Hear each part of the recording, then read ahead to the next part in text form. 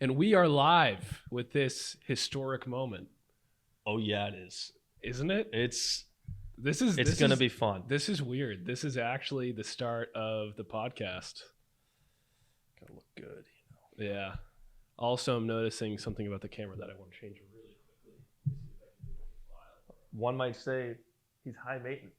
No. You are the high maintenance one. Before we started this, he was all like, eh. Right? I'm the aesthetic guy. Remember? Yeah. Remember but you like your website? It's You more like- of I like to call him the pathetic guy. I'm No, not the one that looks like Dwayne the Rock Johnson in his iconic staircase. You know how he's on the staircase and he's got the chain. That's what you look like right now. How do I look like that? He's got the same jeans, the same shirt. All you're missing is the gold chain Well, and the fact that you're not Dwayne the Rock Johnson. well, once we make enough money, we can get some gold chains in here. How about that? Maybe we can get Dwayne the Rock Johnson here as well. Yeah. What do you think? What do you think Dwayne the Rock Johnson is doing right now? Probably on a film set. You think so? Probably he's pretty into that. Well, I mean, He's in about 11 the to 7 Screen movies. Actors Guild is on strike, so he's probably not actually. The Screen Actors are on strike? Yeah. So it's not the writers anymore. The writers and the actors were both on strike, but now it's just the actors. What's The writers next? got what they wanted. The actors, not so much. What did they not get? Like what's going on here? I guess what's going on with the actors, as far as I know, is that they want a certain amount of residuals, especially from the streaming companies. So, like from Netflix, they want to have a certain amount of what they get per subscriber to go to the actors that are in their shows. And all the studios are like, there's no way we're doing that. Well, I guess they just won't have actors then. Yeah, I know. So we're gonna see how long the strike goes. I mean, I'm kind of torn about it because I'm writing a script right now, and it would be kind of nice if when I was done, lines up exactly when the actors are done with their strike. So it's like, hey, I've got something fresh for you. What do you think about this? Spirit 2. Yeah, exactly. The feature version. Working on that. Also working on another one that's not Spirit, but it's going to be something similar. It's the one where we scout a location at that island. No, that island that we went with to. me. Yeah, it's Spectacle Island. That was a good time. Yeah, That was fun. so that was some adventure. yeah, so that's we're gonna be ramping up production on that soon. I might be going to California again next month. You travel way too Yeah, much. I You said I just- wasn't going to do that, but there's somebody that I know pretty well that that invited me out there, and there might be some good connections to make there. But so beneficial connections, one might even say. yeah, so I think in good nature, with this being the first episode, we should talk about how we got right here. sure. So where the heck are we right now? We're in a studio in Hampton, New Hampshire. That's pretty Hampton much Falls, New Hampshire. Hampton Falls. Don't you forget it. Don't you frickin' forget Don't it. you? Don't forget it. Who are we talking to right now? Who do you think's behind this keyboard? This keyboard warrior. Hopefully, someone that wants to work with us. Yeah. That might be that would be my optimal answer to that. What do you think his name is, or her name, or their name? I don't want to guess because then we're gonna lose all the other names. Right. So it's just anonymous. Somewhere between A to Z would be my first guess. Yeah, exactly. Somewhere between A to Z. And we also have somebody watching us right now in the background playing a video game. Who's that? I don't know, who is it? AJ, do you want to wave hi for a second, just so we can introduce you? Is he in the shot? Is he- He's waving, but we can't see him. So AJ, he's the guy who was in my short film that we released last year, and he's just a great dude, an actor, a producer, filmmaker extraordinaire, and we're going to be making future projects with him as well. And we should talk more about you too, Anthony. What do you got going on? I mean, I got all this going on. Yeah. You know, I don't have as exciting a Well, you know what's schedule as you do moving around, but I hold it down. You know, Yeah. I'm 24/7 Radiant Media. He is. That's it. He is. That's it. And he does so while having a great boat. Like everybody wants to know about the boat. Yeah, It's tell me nothing about special. the boat. It's nothing special. I have a 25-foot boat, but I've been doing it my whole life. Since day one, I've been on the water, and I'm fourth generation in that lifestyle. So my great grandfather, actually on my mom's side, was a ship captain, which is pretty cool.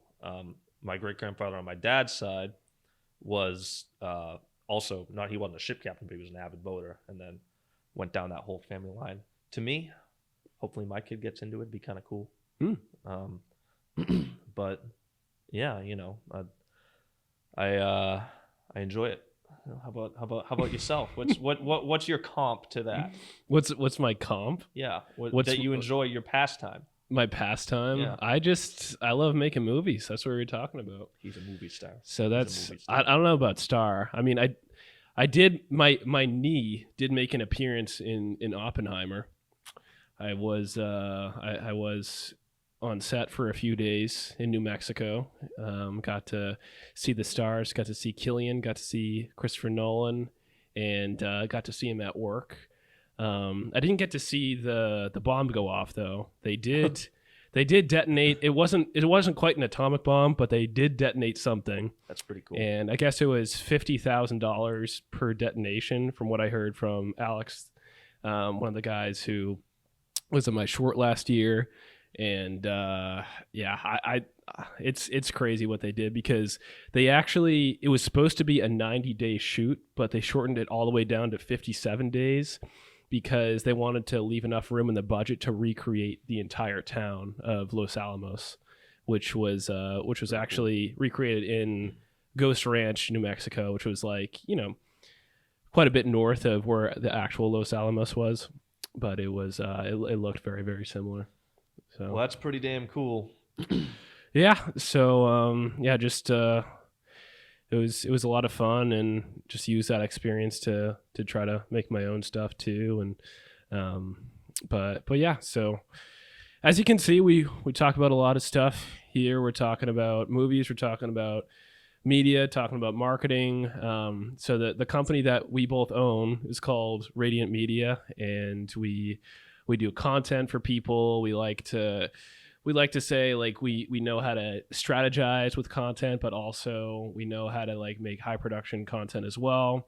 But yeah, we thought we'd start this little podcast to be able to talk about that, and to bring you guys into our story a little bit more, and to hopefully learn more about us and what our goals are, what our hopes are, and how we want to make a better world.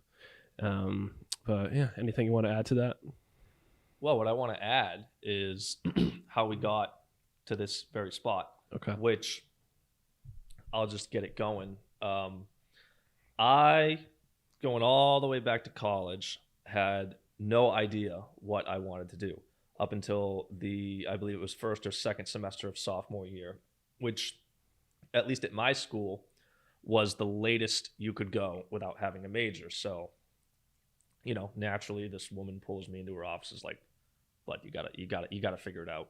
And all my buddies were in communication, so I said, "Yeah, let's do it. Let's do it." And in doing that, I got involved with a lot of marketing and a lot of film. We had a lot of courses on film sets and whatnot, and that's how I got a little bit of experience in film.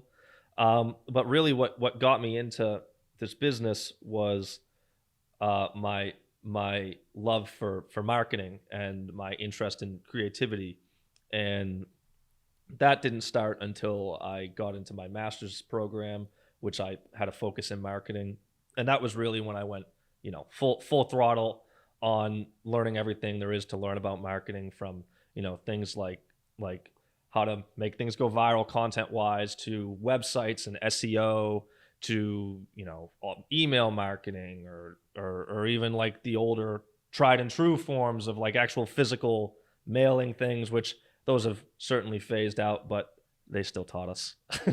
And fast forward a little bit from there, I actually reached out to him because I had a connection that was looking for marketing for their new business, and I was confident that I could do it. And him and I went to elementary and middle school together. After that, we kept in contact, but we didn't we didn't see each other every day. And I, obviously kept in contact. I knew what he was up to. I knew he was doing film. I also knew he'd been kind of on the same path, just maybe taking a different back road per se. And so I called him up. I said, "Hey, I think we could do something pretty cool here with this guy. He does. I'll just say it was an axe throwing business, and I felt confident for both of us to come together and take our minds and what I learned and what he learned going really hardcore into the film industry. I figured we could come together, kind of make a full circle sort of offer to clients. And starting with him, the axe throwing business, we were able to really, I think we did a really good job with him, and we were able to turn a large profit on a small ad budget, which is, I think, everybody's goal in the industry. So we were able to do that over a stretch of I'd say a summer, right? And but it wasn't done without speed bumps. It wasn't done without a lot of days where I was like, I don't know if this is gonna work. Then you wake up the next day, you're like, oh, this is gonna work. And then the next day, I don't know if this is gonna work. Then the next day, oh, this is working. So what would you say are some of those speed bumps, and how did we overcome those speed bumps? Well, the first one that I think you see a common trend in business owners is the what's the word I'm looking for? Maybe not the ability. Everybody has the ability, but the will and the desire that you want to reach your goals so badly that you will take an end of the deal that maybe isn't as favorable. And for us, that was working for nothing for the first month. We had an offer in place with this axe throwing gentleman, and negotiations went until we decided, we were like, we're so confident in what we have to offer that we'll work for you for free for the first month, no strings attached, absolutely nothing attached. After the first month, you can decide what you want to do. And what that was to us was a chance. And one thing that him and I have really made our calling card, I'd like to think, is that we don't let chances slip by. On a lot of the time you have to work really hard to get those chances, and maybe the payout isn't what you thought it would be in the short term, but ultimately it's about the long term. When you're running a business, especially from the start, things aren't going to go the way you think they're going to go. And so for us, working that first month for free, that wasn't the only speed bump. After that, the month goes by, we're thinking to ourselves like, what, perhaps I'm getting a little bit ahead of myself. That first month, we treaded water. We got visibility out, we got views out. Our conversions could have been better for the first month, but we showed enough what's the word, prospect, yeah, we'll go with that. We showed enough prospect for them to believe in us. And while they believed in us, they didn't offer us exactly what we wanted. And so now we're in another crossroads here, just another month later, where we say, okay, well, this isn't what we wanted. But again, it's a chance, and a chance we took. And that was a 3-month deal. Again, it was short money, but it was money. And him and I went out to eat one of the many wings nights, and we kind of showed up. It wasn't much of a conversation. We were like, so we're going to do it. We may not be happy about it for the first 48 hours, 72 hours, but we're going to get into the swing of things. We're going to do it. We're going to give our best effort, give the best of what we can do. And in those 3 months, that was when we really blew them up over the summer, and we got them some partnerships such as Lord Hobo Brewery, which if you live around here, I'm not as fluent in the rest of the country, but at least for the New England area, it's a very well-known brewery. And they reached out to us, which, at that point, the Axe Throwing Company was a very young company, but they caught wind and they reached out to us. Other notable companies that reached out to us were Koopman Lumber. What's the Worm? It's Worm something brewery.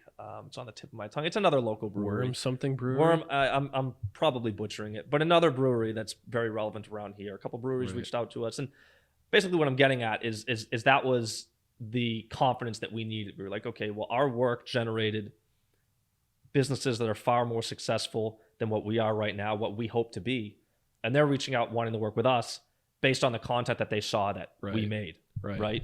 Yeah. You want to touch on exactly. that?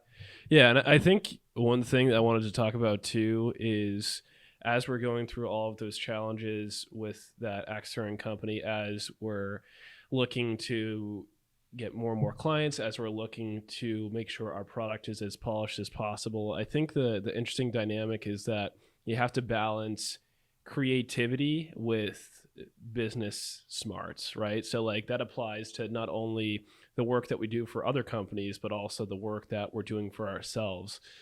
Because, like what we do, whether it's web design, whether it's content, it is an art, right? We're trying Absolutely. to make the sort of packaging to the business be as attractive as possible.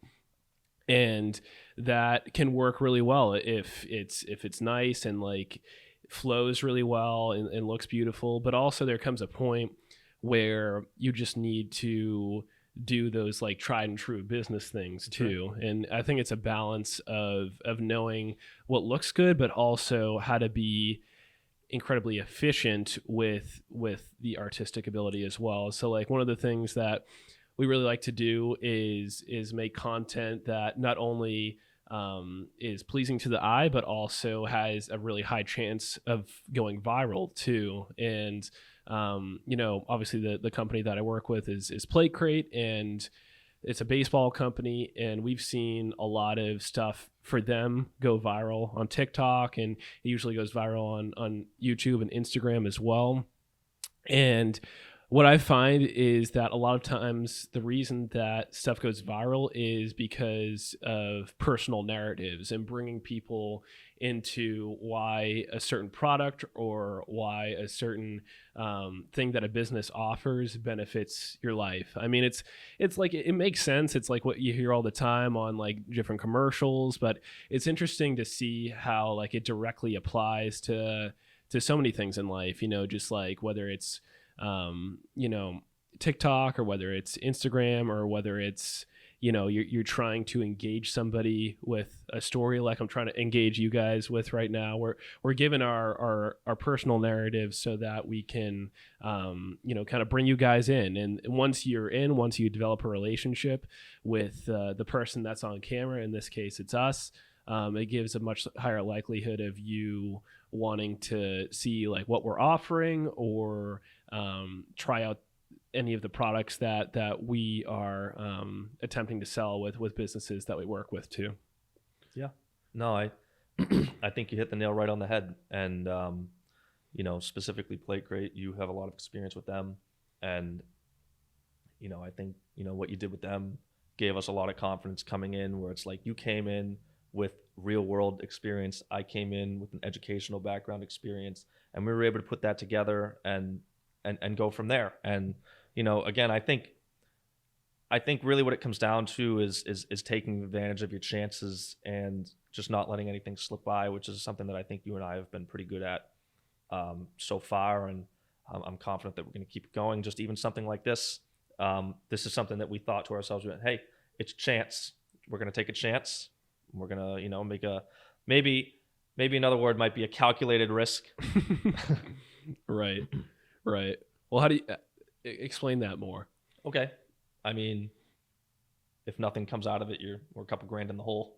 That's the calculated risk, right? Yeah, I guess so. We did spend money on this new camera here, which is, if you guys are curious, it's the Sony FX30, and the one that I usually use is the Sony FX3. This one is very similar, just a little bit different. It's like the little brother of the Sony FX3.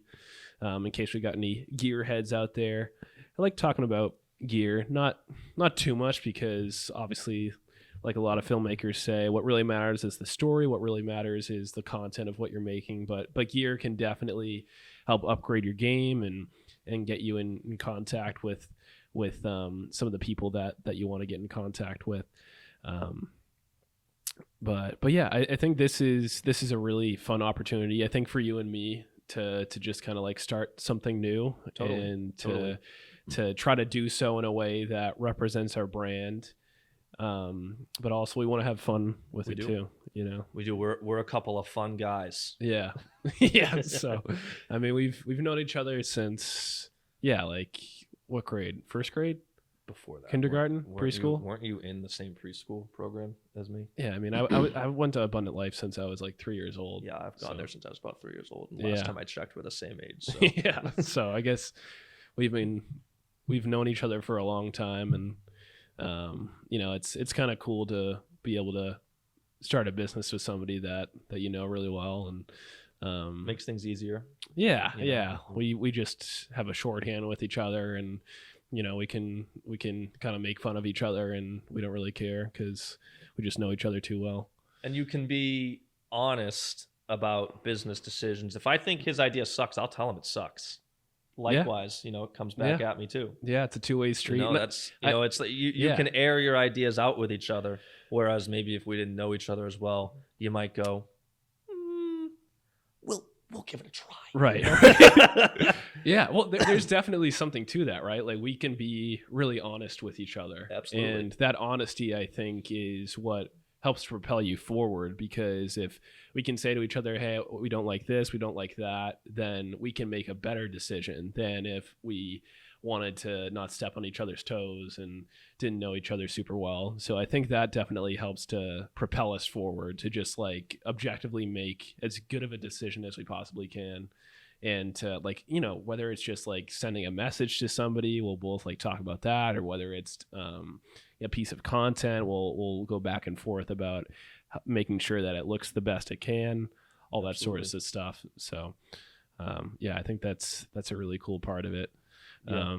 But yeah, let's talk about what we have upcoming. So I mean, we can talk about it. We're starting work with a company called Obey Creative, and we've been talking a lot with the founder, Justin Obey. I go back and he can I know. He says Obi on the he podcast. can tell us which way to pronounce that later. But yeah, that was a really cool situation, how that came to be. So You got to tell him that. So story. we'll tell you the story. That's how such like a this- written in the stars type story. It just so is. Every once in a while, I have a good little plan that I go and enact. So Actually, can I do the build up you to can. the point? You Okay. can. So You can. So, make no mistake about it. Jesse is the one that has more of the film and acting background. I have picked up more through schooling and real world experience as we've gone. But while I was in school, he was behind the camera. So to give him that credit, he also knew where to find potential clients when it comes to film and content. And one of the ways that he did that was through Backstage. And, you know, once we went on there and we kind of showed our resume of what we've done so far, it was pleasantly surprising how many people were reaching out and wanting to work with us. So it was, we were like, sweet, you know, let's do it. And so we'd go down the list and we'd go, okay, we'll work with this company, we'll work with that company. They'd reach out with us. I want this, and that.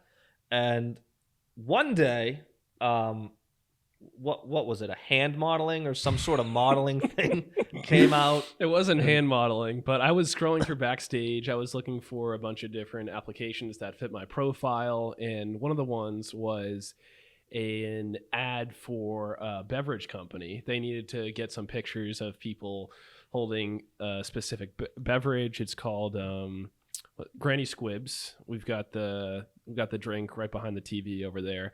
And so I was like, hey, I might as well apply. And they needed, you know, just like a normal looking dude to hold the beverage. So I did that, and Doesn't get much more normal looking. yeah. And then I went there and met Justin. He was the one taking the pictures. He's the founder of this company, but also taking the pictures. And I just said, hey, if you ever need any video content, let me know. That's the majority of what I do. I don't often do modeling for beverage companies. And he's like, yeah, sure. Let's begin a conversation about it. So we talked to him a couple of times, and so we've really enjoyed getting to know him. And Absolutely. Great dude. if he ever wants to come onto the podcast, that'll be awesome. Just enough room, right? Yeah, exactly. Enough room for a third right here. So yeah, I think it's been fun, and we're looking forward to the content that we're going to create for him. Him being a marketing agency, it's obviously a little bit different from, like, say, an axe throwing company or a baseball company, but it's something that we know that we have a lot of experience in, obviously, like doing marketing ourselves. And we just love the prospect of being creative and being able to tell somebody else's story, and do so in a way that we know is going to connect well with people on social media. Right. And I'll say one thing about what we do, which I think is very cool in this industry, is if you're anywhere under the umbrella of marketing, in business, one word that's very common is competition. And what I've found since being in the marketing industry is a lot of the time competition turns into collaboration. And don't get me wrong, I'm sure there's plenty of aspects where there is competition in the industry, but from what I've seen, oftentimes there's something where it's like, hey, I do this, you do that, because the umbrella for marketing is pretty wide at this point. A lot of time people come together and collaborate, and that's what's happened with I'm going to say OB, because I've heard him say OB creative. That's what's happened in this scenario, whereas they like what we offer in regards to content, and while we may be under the same umbrella, working together, we build each other up, and it's so great. It's Right. it's a great industry if you're looking for a way to grow, I think, because in other industries you might have trouble in territories, per se, is another word I'd say. There's territories in business. In marketing, a lot of the time, if you find a niche under that umbrella that you're really good at, you can find somebody somewhere that needs it or wants it better. And if you believe in yourself and what you can do in your niche, you will succeed. It's just a matter of, it's a cliche, but it really is just a matter of believing what you can do in yourself and trusting yourself and knowing that you will deliver the best of the best. Right. I think it's incredible how valuable it is to find what your niche is, because at first we're like, okay, like maybe we can do everything, and that's what we do. Of course there's going to be times where like we'll definitely still use your skills with web design and things like that, but on a rainy day. But I think what we found is that what we've been able to do that has been the most lucrative is to do content specifically. And it's hard to do everything at once, right? Like even with marketing, like on one side it's like, okay, yeah, just like show off the company as best as you possibly can, but it takes a bunch of people who can specialize in a specific thing in order to make a company as good as it can possibly be. And the one thing that we've had the most experience with is to create content that really helps to sell brands. And so even though on the one hand you could say like, oh, it's competition to have like another marketing agency be around you, but actually it's a way to both build each other up, because if we can focus on one specific thing and do that really, really well, it's going to make that other marketing agency be even greater, because they are known to have awesome content. And then so it works both ways, I think. It when you come together with another person who's trying to do something similar, it can lift both of you up. Right.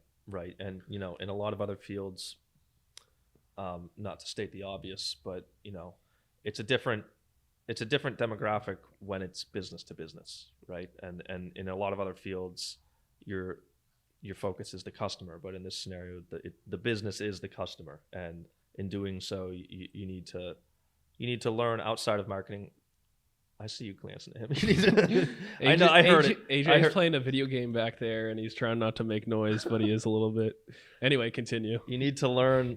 You need to learn business in a whole, and you also need to learn the business of who you're marketing.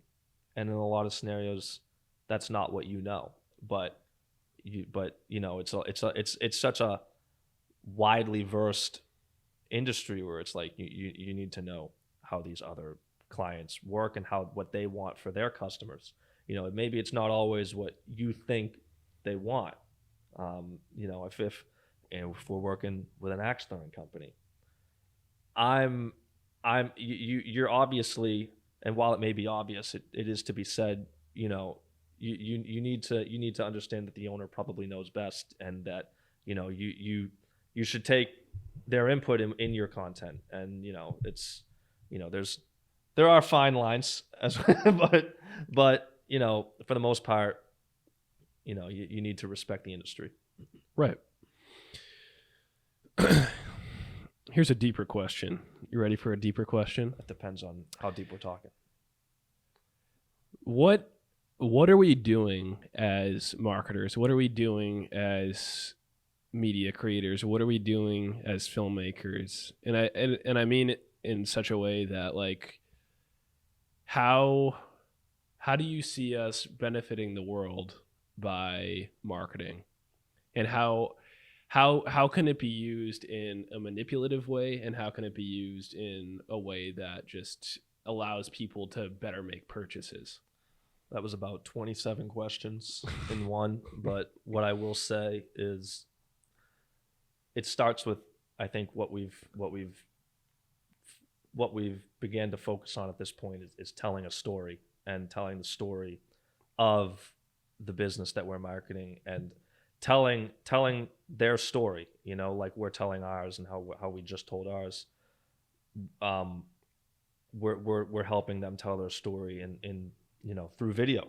Really, that's what it's become, through video. And, you know, there was, you know, I do make websites, but it's began to focus much more towards the video aspect. And so what we've learned, and what a friend of the show, I'm going to call him, is Francis.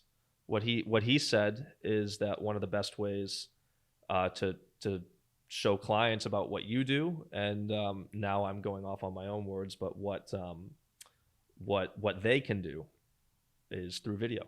And I think, you know, a picture's worth 1,000 words. Then what's a video worth? Write that on your wall. Right.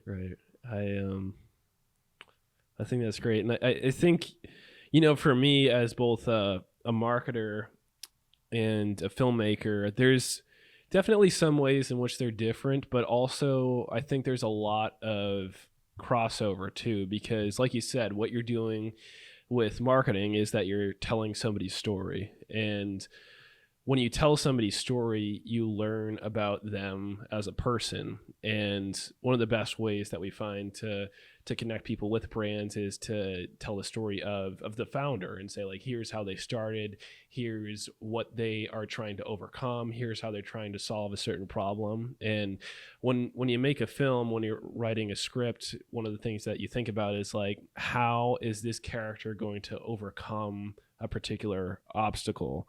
And when you can show a relatability with that character to the audience that is watching the film, then you can develop a greater relationship between them and that character. And when you show them overcoming something, then the audience feels that they can overcome that particular thing too, because they found familiarity with that character.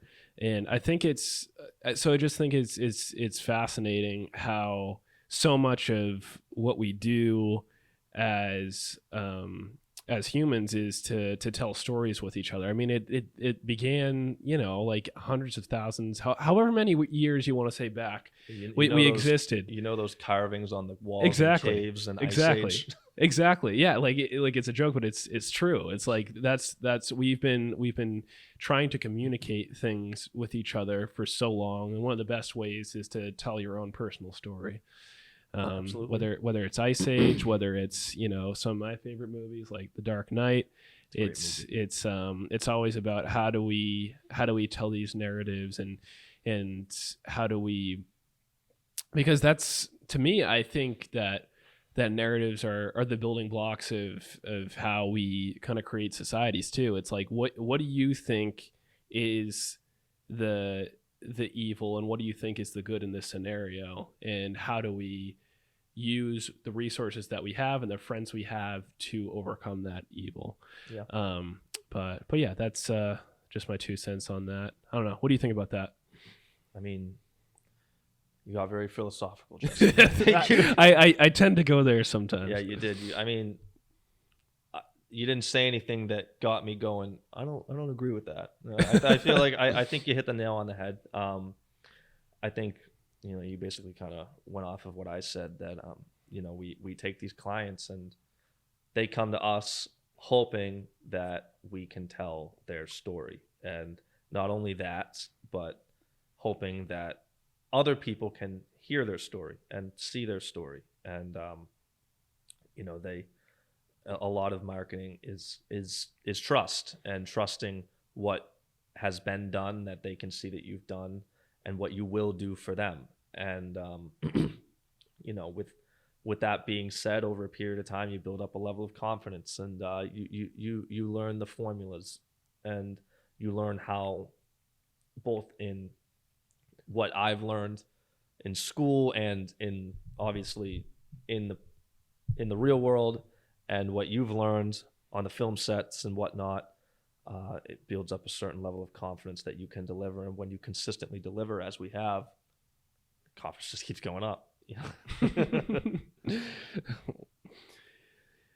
I think there's definitely something to be said about that, because once you have more confidence, that allows you to do something that you feel in your It's a whole different feeling. in your soul. It just is that you feel in your soul that you can do. But once you have confidence, it allows you to be like, okay, like I'm not even going to think about like the implications of whether or not I do this right. I'm just going to do it, and I'm going to figure out on the journey of doing it how to even do it better. You pivot, you do it a little bit better, you find, oh, that works a little bit better too, you pivot that way.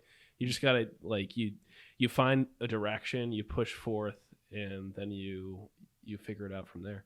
Once we finished that first few months with the axe throwing, our confidence was astronomically higher than when we agreed to the free month. Now, granted, to agree to a free month, I feel like you have to believe in yourself. Right. But you can believe in yourself, and still in the back of your head have a little bit of, maybe the words, fear of, like, what could happen if I fail. As you prove yourself over and over again, you quell that voice, and that voice becomes quieter and quieter. And until you realize, hey, that voice isn't there anymore. And not only is it not there, but I'm continuing to push the bounds, and I don't hear it at all. You keep pushing. You think in yourself that after you push, right, and this person believes in you, and you hear that voice, then when you do it again, you think, maybe it's going to be there, but then it's quieter. And like I just said, you keep going, and then now there's nothing mentally holding you back. And while, again, it be philosophical, it is true. It is true, and I think we've both experienced it in what we've done here so far. And things like exactly what we're doing right now, this podcast. We didn't really even think about it. It was like a 2-minute conversation, and it was like, okay, yeah, we're just going to do this. And there wasn't a lot of hesitancy. As a matter of fact, there was a lot of excitement about it. A lot of, like, what this will be, what it could be, what it should be, what it's going to be. How's that for a movie script, right there? Yeah. Right. There's, I think the mental switch for us is always, how do we see this as something that accelerates us rather Right. than how do we see this as something that we Right. don't want to fail at. Yeah. No, that we don't even think about that anymore. We're just thinking about how can we accelerate and in a creative way build our brand. Right. And that's that's a large reason that we're doing this, and that we can we can just speak, and there's nothing fake about it. There's nothing artificial about it. I can think of more synonyms, but I'm not going to. It's Right. it's 100% organic. Yeah. And we're just having a conversation here, and I believe in the impact of organic content, and it kind of goes into line with what a lot of businesses want to create with UGC content, and that Mhm. we've seen with businesses we've worked with is they want to recreate organic content, because organic content hits you in a different way than artificial content. Now, granted, there's a lot of content where it's acted out that is very good. Don't get me wrong. But if you can hit a chord with organic content, I just feel like it reaches a realm that is unique to it. What is it about organic content? What is it about things that are unscripted you think that hit well with people? I will, because people want the real you, and not even so much the real you, but that you're being honest with them. A lot of what people think about in marketing and advertising, I'm just going to use for an example, commercials, right? You look at commercials, people need to believe that person. And if you can do it in an ad artificially with a script, then you have a gift, you have a skill, and that's awesome. But a lot of people value the real person, the organic person, and if they sit there and they stand in front of that camera and they say, "Hey, I have this offer, this value that I bring to you, and I'm going to stand there right by it. I'm going to stand on it, and I'm going to say this will help you," and go on, blah blah blah. But you can feel it as the other person on the other side of the screen sitting there watching it and going, "I believe this guy." And I think the feeling of believing somebody oftentimes resonates more when the person is organic and it's not scripted, and it's just like the way that they present themselves. It's like if you come in, and not that there's anything wrong with this, but if you come in and you're all dressed to the nines and you got your hair slicked back and you're like delivering a script in as proper a way as you can, then you go home, take your shoes off, take your socks off, cross your legs, and you just, everything you say is completely different. You know what I mean? It's about trust, I think. It's about knowing that the person that you're listening to is telling you the truth and is not just giving you some sales pitch. Right. And the impact of that is different. And I think, like, for me, even if I am in effect giving a sales pitch, I'm trying to find the truth as much as possible. I'm trying to find the ways in which I can honestly relate to whatever product is that giving me the task of promoting it. I want to be able to say, hey, like, I need this particular product because of the fact that I struggle with this, or because of the fact that it would make my life so much easier because of this, and that, or I wish I would have had it at a certain point. That's just what I think about that. That was a much shorter monologue than mine. But yeah, our camera is at 8%, so we should probably.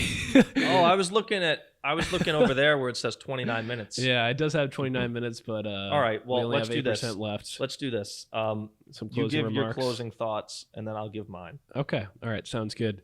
Yeah. Closing thoughts. I think how I want to end this first episode is to just say that I really do care about media. I care about movies. I care about marketing. I genuinely, like, deeply care about what it means to share messages with other people, and to do so in a way that I feel is really creative and that satisfies me. And I want to be able to do that in as many ways as possible, either through movies, either through podcasting, either through doing like little videos for companies. I want to be able to tell stories large and small, and to do so in a way that positively affects people. And I really enjoy this. I really enjoy Yeah. having Yeah. the chance to say something to people. And I think that I'm looking to connect with people. I'm looking to partner up with people who have the same mission as me. And yeah, that's kind of what I want to say. How about you? I couldn't agree more. I think at the end of the day, this is something that I'm very passionate about and something that I really do enjoy. And you know, it's something that I get to do with my friend, and it's something that uh, it's such a positive experience to be able to brainstorm and execute at a level that you want to with someone that you are comfortable around, and it's not like a corporate boss, and it's something that just to sum it up again, just something that I'm passionate about. And in regards to the actual industry, like I said, marketing is also something I'm very passionate about, and something that I want to expand in and grow my knowledge in. And as you said, build partnerships and make the world a better place. And I think, as cliche as that is, it's true. And I think we're going to do a lot of really great things in the future. And it's I'm ready for the ride. Let's It's go. gonna be a fun time. Hit us up if you want to be a guest on the show. We would love to have you. We're definitely gonna have guests on the show, and we're gonna be doing this, I would say, weekly. Yeah, Yeah, yeah, yeah. no, We should do weekly this. for sure. We should do this every Weekly for week sure, and yeah. keep people updated with what's going 100%. on with us. And it's just going to be a lot of fun. Leave a comment down below about what you think our middle names are. I don't know. I just Dumb thought idea. I thought I'd just say something random. That's how Um, people unsubscribe. Right there. Right there. That's how. All right. Don't do that. let's- Don't do that. All Don't- right, let's close it You out. can do it if you want. All right. Thanks, guys, for watching the video, and we'll see you soon.